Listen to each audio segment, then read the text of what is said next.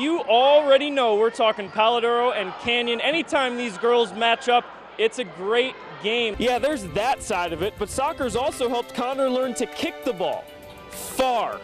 Really far. It's been sort of a trying year, and they're starting district trying to get things going against, what do you know, the Sunray Bobcats, who's still drying off from his traditional Gatorade shower after a win like that. Coach, I know you were calling the plays with 17 seconds to go in this one. And a little over $100,000 investment has exploded into the $2.5 million promotion company Shark Fights.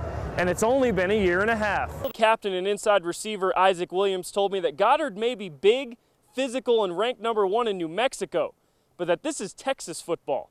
It's do or die time for all high school football teams that are still lucky enough to be playing. I did have a chance to talk to both head coaches before the start of this game, and we'll let you take a look at some live action while I step out.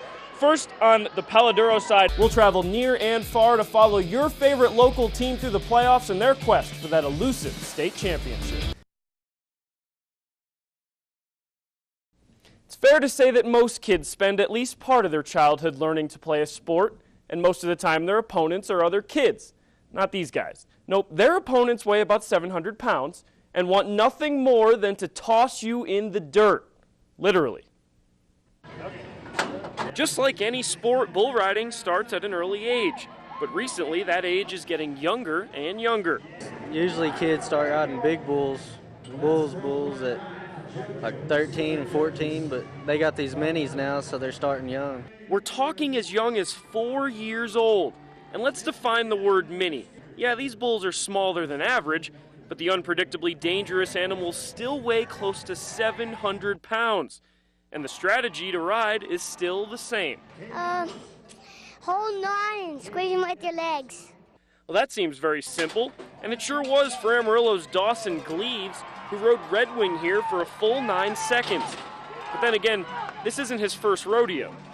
You just gotta ride whatever they give you, so you just gotta sit up and ride and do everything you can to stay on. It's usually the parents or grandparents who get their kids started. So what are they thinking putting their kid on a bull at such a young age? Well, it is a little crazy, but he's in his zone here. This is his house, and he eats this up. He loves this stuff. But it isn't a parent's nature to worry a little bit, right? They were when I first started, but not no more. I guess if you want to be great, you have to take the bull by the horns early. Those kids are braver than I. During offensive drills at Caprock practice this week, Connor Hollabaugh is preparing for Canyon as one of the team's leading receivers. He's also preparing as one of the state's best kickers, and playing both positions adds up to him being the leading scorer on the team. Anytime that you have somebody that can kick the ball out of the end zone and do your punting and special teams, your field goal kicking, plus the receiving is a big addition. But really, the addition in Connor's life has been football altogether, spending most of his life as a soccer player. And that was the way I grew up. I just played soccer all my life, and then kicking field goals, I decided I'm a lot better at that. I like playing both sports. It keeps me active. And his coach thinks that each sport makes him better at the other. I think, we made him a better soccer player by lifting weights and being in the weight room, and I think he's made himself a better football player in soccer by just competing every day. Yeah, there's that side of it, but soccer's also helped Connor learn to kick the ball. Far. Really far. And when the Longhorns needed 3 points before halftime against Hereford, you better believe Coach was going to test it. He told me before we ran the play, he said, "Coach, if you get in the field goal range, we can kick it." And there was like 30-something seconds left. I thought, why not? And from 52 yards out, no problem. In the game, I knew I had it. Yeah, there was wind, but it was good from a long ways out. And they'll probably need him to be good again on more than just special teams. We don't see him as a soccer or just a kicker player. We see him as a football player, and he's somebody that we've relied on. He always tells me that I'm a football player, and I never believed him until about this year. Ryan Cody, News Channel 10 Sports. And now, sports with Ryan Cody. There's really no need to sugarcoat it. The Cowboys' performance last week was pathetic. But with a jumbled division and favorable schedule the rest of the way, it's not time to panic just yet. But you wouldn't really want to go ahead and lose to the Seahawks. Then you might want to go ahead and panic. You see Tony Romo taking the field there.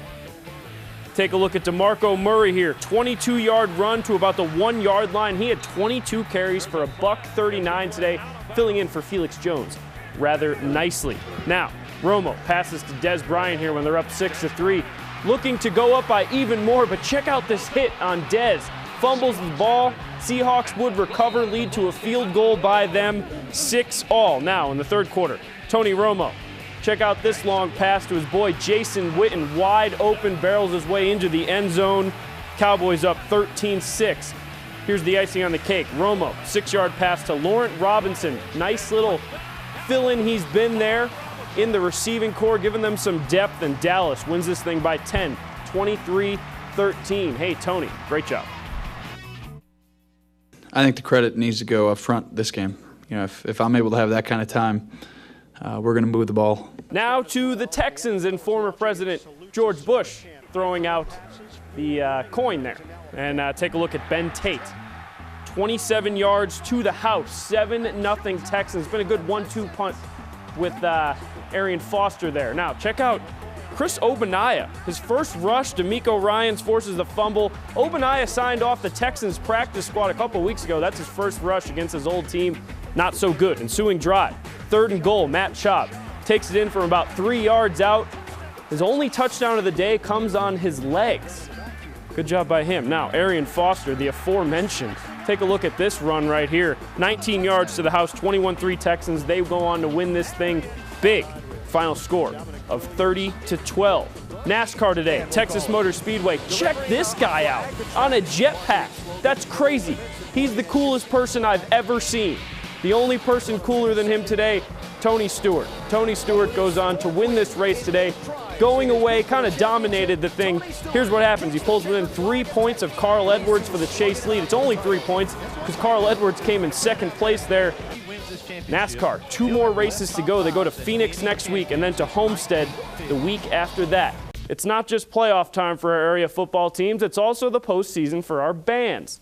So we looked at all 10 of the Battle of the Bands winners this season and took the 2 who had the most votes.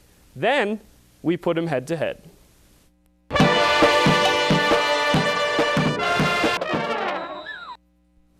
Hey, it's the playoffs. Log on, vote for who you think should be the champion of our Battle of the Bands this year. Here's the deal. Sunray, they went undefeated this year on the field. Not talking about the bands. Undefeated this year.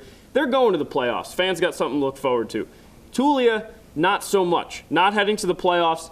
This is it for the Tulia Hornets. Get on there and vote. We want to see you getting on there, letting us know who you think should win Tulia versus Sunray. It's going to be epic. We're excited. We'll hold our breath till Friday when it's all released. Well, not till Friday, please. Well, we yeah, don't want to be true. responsible for anything bad that happens to you holding your breath for 5 days. But it may be bad. Please, go ahead and vote.